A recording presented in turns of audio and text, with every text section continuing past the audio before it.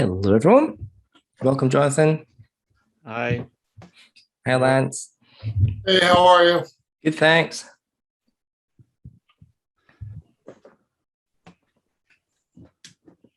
Just give everyone a little bit of time to get in.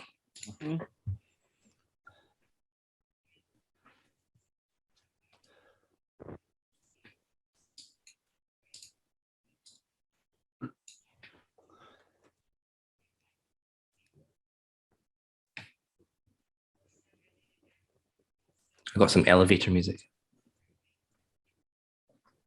I can't hear it. You not hear that? Ah, it's No. probably. I don't want to play around my settings. Maybe one of us could hum The Girl from Ipanema or something. Not me. Not you, no. We'll just imagine it in our minds. There we go. How's everyone been? All good? Yeah. Just doing some gardening. Do some gardening? Yeah, Cool. a bit hot for that, but mad dogs and Australians go out in the midday sun. Yeah.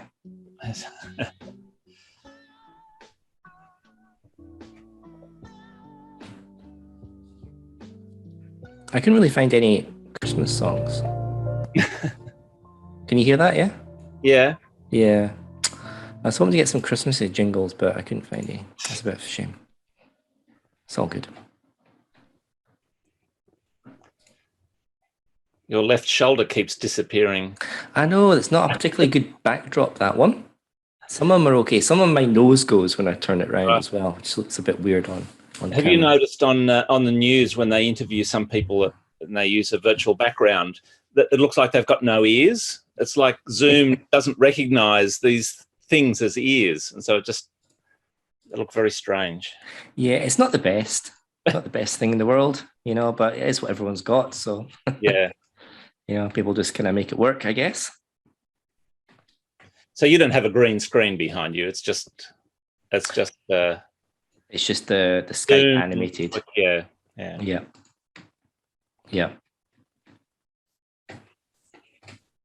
That's my office. Ah, yes. Yeah, it's very untidy, which is why I tend to use something else. Looks tidier than this room. Hey, Dowie, how are you doing? Will, how's things? Good. Let's try this one instead. Yeah, getting there. Oh, look at that. It's even snowing. It's snowing and everything. That's the Omni Snow variant, isn't it? It is, yeah. It's Omega Snow. Omega Snow. Yeah. I've got a blizzard going. So. Oh, the Art Gallery of New South Wales. With Esperanto flags, two of my passions. Ah. I used to work at the Art Gallery of New South Wales. Well, that looks really good. I like that. How have you been, Dowie? Yeah, crazy busy, which has been good. You back into flying? No, not yet. Not till next year. Okay. So, but it's getting closer. So I'm just trying to ramp a few projects down, just because there's a couple of them that actually I might talk to you about a couple of projects that you might be interested in, that I just don't have the ability to sort of carry forward. Yeah. So yeah, just trying to ramp down some portion of it, trying to take a bit of a break. So I actually managed to go to the beach for an hour or two this morning, which is the first time in a long time that I've had some time out, which has been nice.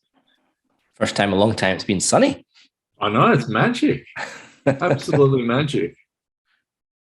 So what about yourself? How's things going for you? Yeah, no, I've been busy. Been working on a client project that's gone a little bit over, but that's okay. So I meant to go live about 3 or 4 weeks ago, but it's kind of been pushed back until next week.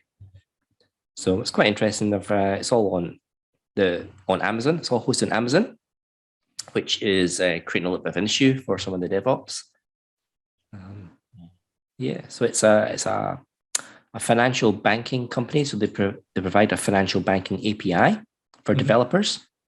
So their API straddles all the big banks and all the others as well. So you just really need to know one API to make payments across everything rather than do it, try and figure out everything from all the different banks. So yeah, so they're using WordPress now, and I've been using GeneratePress and GenerateBlocks for this particular project because they wanted it lean, mean, and fast. So if other companies are using the same software, does that make testing diabolical? It's an open standard API, so they've been working hard. Yeah. So it shouldn't make testing too difficult. Right. Yeah, but they've got their own sandbox and test environments as well, so the developers can run all that stuff through. Yeah, but they were you, Jonathan, as well. I don't think I've met you before. No, I haven't met you either. Hi. Yeah, nice to meet you. I'm on the Central Coast. Oh, lovely. Yeah, I'm down in Sydney. Right. I've been to a few Monday night meetings when they're in person, and I come along to most of the quickies. But of course, being on YouTube, you don't get to see you just see names. Of course.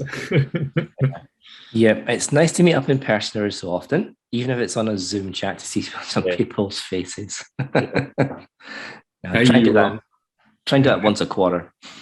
How are you looking for next year, Will? With Yeah, good. So I've been in talks with the Microsoft Reactor in Sydney. So they're on York Street, I think, or pretty close to Redfern. Not Redfern. Town Hall, is it? No, Wynyard. Wynyard. Hmm. Yeah, pretty close to there. So it's very, very central, just a 5-minute walk from there. And I think we were there twice in 2019, possibly like the last of 2019 and probably the very first month, maybe February of 2020, and then the whole pandemic thing struck. So they're obviously run by the US, so they've got to kind of abide by their overall governance. But they said they're back online in January next year. So I went ahead and I booked. So we've got the last Monday of every month from February to November, booked as a physical presence as well. But they've got this great system, so you should be able to hook up into their systems and broadcast live as well as doing the physical meetup. So I need to chat with them, I need to go in and have a little look around again because I can't quite remember. It's been a couple of years since I was in there. But you should be able to hijack their live stream and use something like was it rebroadcast or something like that? Restream. I think it's Restream. To then restream it onto our Facebook group and YouTube. So kind of looking forward to a hybrid type thing. We'll just have to wait and see what numbers are like. Obviously, people are going to be a little bit cautious, I think, coming back initially. And if it's also offered online, and people will be like, yeah, I'll just sit at home and watch it. The most important question, though, have you got a sponsor to provide free pizza and beer? Oh, yeah. So our pizzas have never left. I was going to say our sponsors, and they're always there. So we've got Flywheel, we've got WP Engine, you kind of Plesk as well. People who will Kinetics will join in, so they'll provide money for pizza. I'm not quite sure about the beers situation. I think there is some beer at the Microsoft Reactor. I think they've got like a fridge full of beer to help yourself as well. Oh, excellent. So that's always a good incentive for people to come. It is, yes. Come and eat pizza. We're traveling 2 hours from the Central Coast just for a few pieces of pizza and some beer. A couple of slices of cold pizza and a warm beer. Yeah.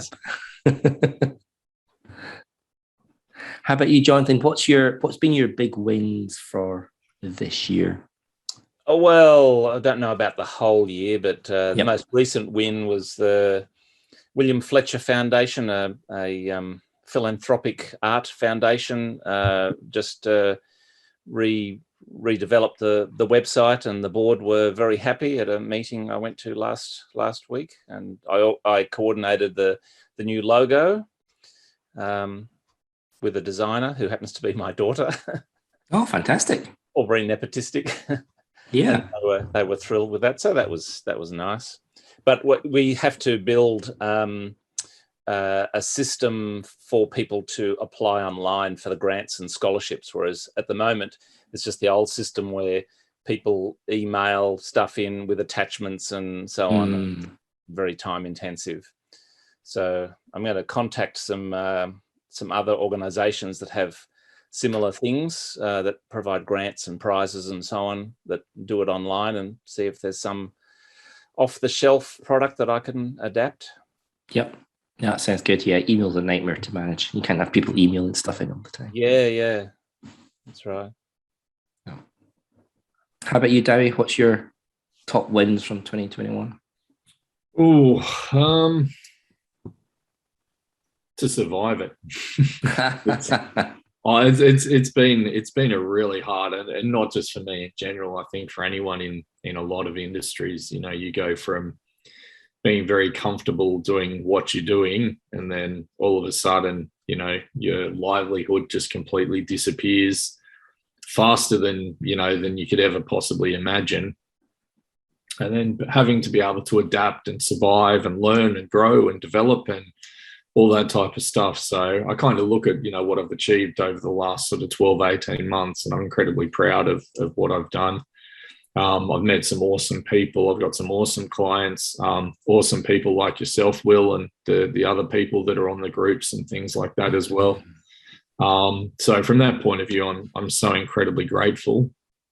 I think this morning for me, the biggest thing was I was down at Balmoral just having a swim. It was about 9:30. And I just kind of looked around and I thought, look, despite everything else that's going on in the world, I'm so incredibly lucky that I can just come and sit down here and have a swim and then go back and do some work. So look, from that point of view, it's been a really difficult couple of years, but to actually get towards the end and still, be able to smile and laugh and have a bit of optimism, that's a really important thing. So yeah, that sounds good. Were you working from home before the pandemic? No, I was working in the airlines. Oh, okay. Yeah. So, and then of course the airlines came to a grinding halt. Yes. Yeah. So, and then every time it looks like things are going to pick up, then it drops again, and then picks up and drops again. So it's just been, yeah. So fortunately, I had an IT background before that. I was a Microsoft engineer and a Cisco engineer and stuff like that as well. But of course, a lot of that's changed in the 15, 20 years, that I've been in the industry. So, yeah. So your work with the airlines wasn't to do with IT and web and no, different area. Aviation, was it? Yeah. So the whole thing's just, the whole thing came to a grinding halt. But even things like, Will, your things every week, and I know not just for me, but for other people as well. I know that there were so many people that got so much out of what you did and what you said and stuff like that as well. So, yeah, thank you to you for doing that. And I'm sure there's many other people that feel exactly the same as well. And I know, I know that a lot of that stuff you do on your own accord. And it's been awesome. And I do want to catch up for that beer. I haven't had a chance to reply to you yet. The last week's just been hectic, and I've got you on my list of things to do here. So I'm thinking maybe next week or the week after. But especially last week when the weather was miserable every day. There's a couple of really nice places just down by the water that have just got awesome views and stuff like that. So sounds good. Yeah, we'll get back in touch with you. I think my biggest win for 2021 was definitely the WPQuickies as well. I was just counting. I've done 49 episodes. That's incredible this year. So that's like three weeks off. And did you decide what you're going to do next year? Yeah. I'm going to continue on. Yeah, definitely going to continue. So I'll take a little bit of time out in January and just kind of plan a few topics. Like plan six weeks, maybe a couple of months of topics, something like that, and then kind of get everyone else to send in some more topics. I've got a heap of stuff there as well, ready to go. Are you going to revisit some topics with, stuff that's changed since you first presented the topic? I think so. I think the first one I'm going to revisit is going to be WooCommerce webhooks. Oh, so good. Probably not something that's on everyone's top of the list, but it's my most popular video. It's got like 1,000 odd hits from it. Sorry, aircraft over here. I'm pretty near to Bankstown Airport, so We get flights over all the time. There's a lot Yeah. more traffic around now. It's beautiful. Yeah, totally. Yeah, so 49 episodes. That's it's pretty good. There's a guy called Chris Lemma. Do you know who Chris Lemma? Have you heard of him? No. He's American. Actually, I think he might be Canadian. But he's quite big into the WordPress area. But he's also he works on kind of big projects. So he's kind of more kind of high level. So when when you go to a company, he'll be saying, "Oh, okay, this is what you need for server wise and things." Anyways, he is quite big into the WordPress area. But a few years ago, he decided to do a blog post a day. And then at the beginning of this year, it stopped for a few years. And at the beginning of this year, I noticed the first few weeks of January, there was a blog post came out every day. So I said to him, "Are you doing your blog post a day?" He's like, "Shh, don't tell anyone." But he's done one every single day this year. So 365 blog posts, one a day. I was like, hats off to you, because I couldn't do that. I don't have any time to create all this stuff. Yeah. I mean, it takes me, I don't know, 2 or 3 hours to do a quickie, because I like to do a bit of research. I like to make sure that the stuff's there, that people are getting good value out of it. So I couldn't do that every day. I'd be crazy. Yeah. So yeah, hats off to him. That's a lot of content for your website as well. A blog post a day. Is that starting to bring you business and work and referrals and things now, Will? Probably referrals, yeah. Maybe not so much work at the moment, but certainly referrals. Some of the articles that I do, because not only do I do the quickies, but the reason it takes so long to do them is that I actually start off with a Google Doc, and I write a blog post about what I'm doing. And then from the blog post, I'll take summaries, and then I'll do the video, the presentation and video. So it's like a full-blown blog post. So some of the blog posts that I've written for the quickies have brought quite a lot of traffic into the website, especially the single sign-on one. So I talked very, very, very high level about single sign-on. But I've had probably about half a dozen companies just chat to me about how to do that. Because it's kind of more complicated side of WordPress. If you want WordPress into your enterprise, but you want people to sign on, but not have to type a password in for everything. So that's been quite a good one. And the WooCommerce as well. I've got quite a lot of people talk to me about WooCommerce, especially WooCommerce and Stripe. So I've had a lot of people ask me, how do you do this with Stripe? How do you add orders? How do you add metadata? All that sort of stuff, which is what I love. I love doing that. And is that the type of work you're doing for clients? So they'll come to you and you'll do that type of work for them? Yep. So not so much the WordPress builds anymore, although the last project was a complete build, which was good. But mostly kind of integration. So they've usually got like a WordPress website, or they're thinking about, linking WordPress with something that might be a little bit off shelf, and there's no plugin for it. And that's when I usually get a call, so anything interesting like that. I had a Nigerian guy call me they've got like a particular payments system over in Nigeria, and there's been some new compliance brought in to try and stop the chargebacks. It's quite proliferate over there. So he was asking me, could you develop a plugin that would use the 3D secure, which is asking the credit card provider and to then ask the person to put in like a password or like a PIN number, and it validates them with the bank and pushes the liability over to the bank rather than the WooCommerce store that's getting all the chargebacks. So that was quite interesting. So I was deep in APIs, which is what I love to do. And that was through a WPQuickie. That was through one of the WooCommerce ones. So yeah, I can definitely measure it back a little bit back to there. So yeah, but what about next year, guys? 2021, Jonathan, what's big on the books for 2021 that you'd like to do?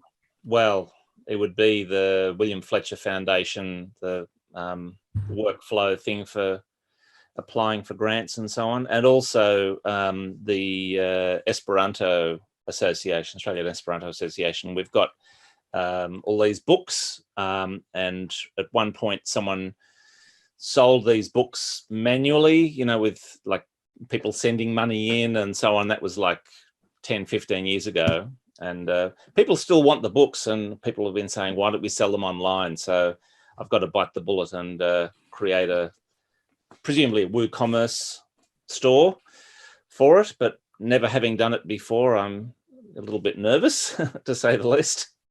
Yep. But Yep. needs to be done. I've been promising it for about a year now. So is this a not-for-profit that you're working for, Jonathan? Well, yeah, it's a charity. The Australian, actually, there's two. There's the Esperanto Federation of New South Wales, which owns Esperanto House in Redfern, and then I also belong to the Australian Esperanto Association, which doesn't own any property. And there's kind of a strange a hard to define relationship between the two. Yeah, but the William Fletcher Foundation is a non-for-profit and charity as well. So I'm retired. I just do the odd thing for these organisations, most of whom don't pay me anything for it. What do the organisations do? I haven't heard of those organisations before. Yeah, well, the Esperanto Federation and the Australian Esperanto Association promote the international language Esperanto, and William Fletcher Foundation provides grants and scholarships to talented young Australian artists. I also look after websites for an artist and her late partner as a sort of tribute site, and I do actually get paid for that, which is nice. Yeah. You know, the any foundation or charity, or if it falls into those areas, are able to get resources through Google Ads as well. Yeah, I have. So they're able to get discounted Google Ads and things. Yeah. Yeah. Thanks for reminding me. I've got to look into that. So that's where my specialty sort of went from. I sort of started early last year, just doing web design. I had a lot of colleagues and things that either lost their jobs or wanted to start businesses and things like that as well. And I got very heavily into WordPress and Elementor and all that type of stuff as well. But then, realized very quickly that there's people, you go and quote a couple of $1,000s for a job, but then there's someone who'll do it for $200 and things like that as well. And the jobs just got more and more and more out of control. So yeah, the Google Ads was the area that I sort of moved into and thoroughly enjoy. And what you can do with the Google Ads and what you can make happen and how you can use those resources. And if it's set up properly, it can actually be quite an efficient marketing tool. But the problem is everyone gets, 5, 6, 10 emails a day from some overseas company guaranteeing they're going to get them on the first page of. Yeah. So we don't do any of that. We're very focused on the actual results and the spend and exactly what you want to target and things like that as well. So that's been quite interesting. And interesting enough, I said to Will a couple of months ago, I had a guy that I did a quote for, spent a lot of time with. And then he came back telling me that the other company he wanted to deal with was going to charge 4 times more than I was. And that was the reason why he was going to go with the other company. About a month later, he then came back and said, oh, yeah, the other company hasn't done anything that we asked them to do. So can you have a look at it? Right. And then I went, and I was actually going to come to you, Will, and say, hey, he's finally come back again. He's seen the light. And then just as I'm getting everything sorted, the other company then said, oh, look, we'll charge you another $4,000 or $5,000 and we'll get everything you want. And the guy goes, oh, okay, no problems. And then went back to the other company again. And I was just like, how much money do they want to pay this guy? Yeah. This other company that they were using had no idea what the hell was going on. So, yeah. That reminds me of when I worked at the art gallery, and was completely not my remit part. I mean, I was looking after the website, but this was to do with putting the collection online, and someone decided we'll go with IBM because, you can't get any bigger than IBM. Mm-hmm. And they were the worst company. They kept making these promises and charging money for basically providing nothing. And in the end, someone higher up than me said, okay, let's cut the cord. We won't throw good money after bad. And they went in another direction. And it was so good. But it just took so long for them to realize that just because you're dealing with a big famous company that charges a lot of money doesn't mean Doesn't make it a good thing. Yeah. You got to look at the results. You got to look at what they're saying that they're going to do. I think were IBM not did they not do the census last time, and it kind of all went pear shaped? Maybe, yeah. People went to log in, like 20 million people went to log in at once, and it all crashed. Who would have thought that that would happen? Wow. Yeah. But Dowie, that company. I mean, I know you gave me a little bit more details than you've talked about just now. But yeah, I can't believe the guy went back to them. But I mean, at the end of the day, it's his money. Oh, that's exactly right. So, but the funny thing was, he's like, oh, you were too affordable. So yeah, like, have you thought about charging more? $1,000 on there. But yeah, a lot of it's about perception too, I think. Yeah. It is. A lot of people will be put off with low prices. Yeah. But it's so difficult to find that kind of sweet spot in between. You don't want to be ridiculous and price yourself out of the market.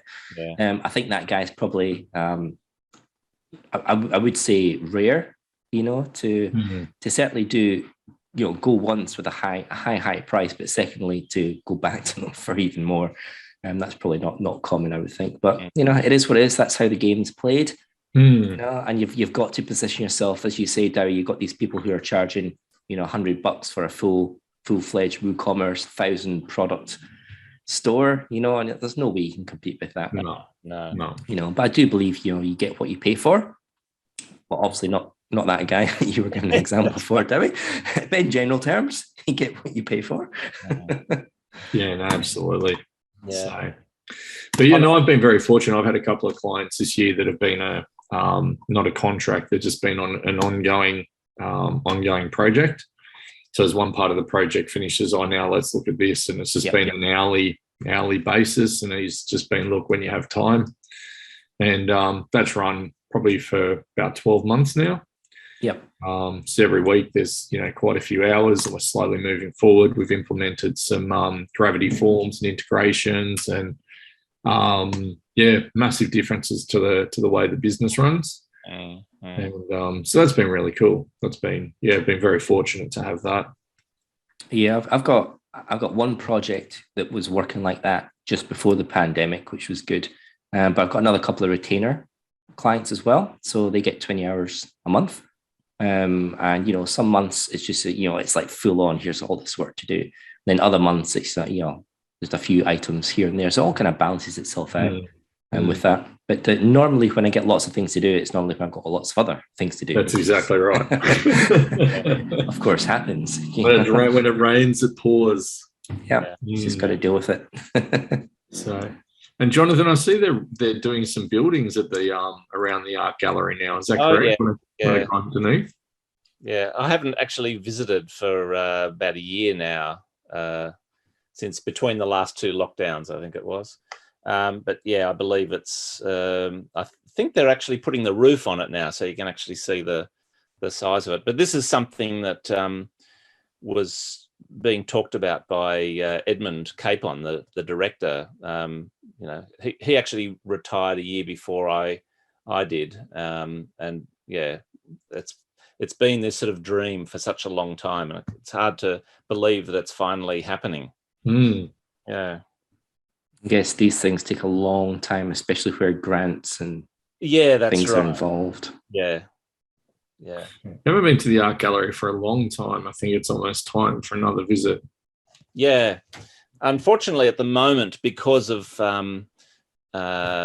work inside the existing gallery, they've actually got all the old courts closed, so there's not much permanent collection up. But there's the big Matisse exhibition, which I'm planning on going to soon. But yeah, until that opened, there wasn't actually much to see. So last time I went to the Powerhouse with my little boy, they had quite a few of the exhibitions all stored away because they were redeveloping the space downstairs. So that was a bit disappointing because there was one thing he was particularly looking forward to, and we got down the escalator and it's not there. He's like, But I think we'll probably visit it during the summer, maybe take in a couple of galleries as well to broaden his artistic side. Yes.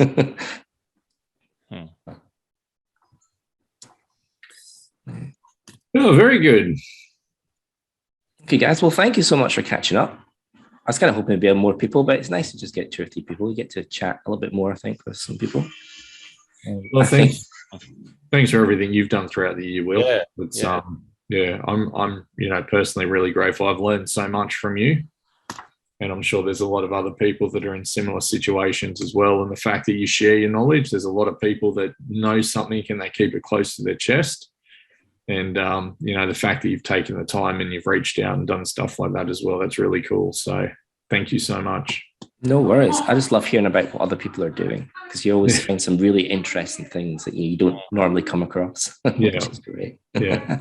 And I'll send you that thing probably next week for the beer. If you're ever in the city one day, there's lots of beautiful spots. We can go and have a couple of beers and Christmas beer. That sounds good. Christmas beer sounds the best type of beer.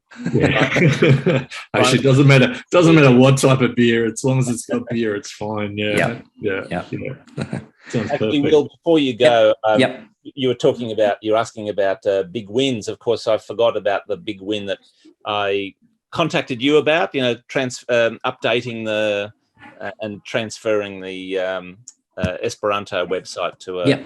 Yeah, well, that worked out in the end, but it did end up having to be sort of 3/4 manual, uploading the files and checking things and so on. But fortunately, it wasn't a huge site. But so thanks for your assistance in that. You're welcome. I'm glad it's all done. Yeah. Well, except for now, the WooCommerce thing has to. Yeah. Yes. A website is never done. So. It's never done. It always evolves. I know. Yes. I keep telling people, when you get new people who are launching a website, I say just get it done, get it out there, then you can play with it afterwards and tweak it. But because some people are perfectionists, they'll go through 5, 6, 7 design iterations. It's like, okay, stop. Just get it done. Yeah. Okay, guys, have a wonderful Christmas if I don't see you before then, and speak to you guys in the new year. Okay. Excellent. I'll see you before then for the beer. Sounds good. Bye, guys. See ya. Bye.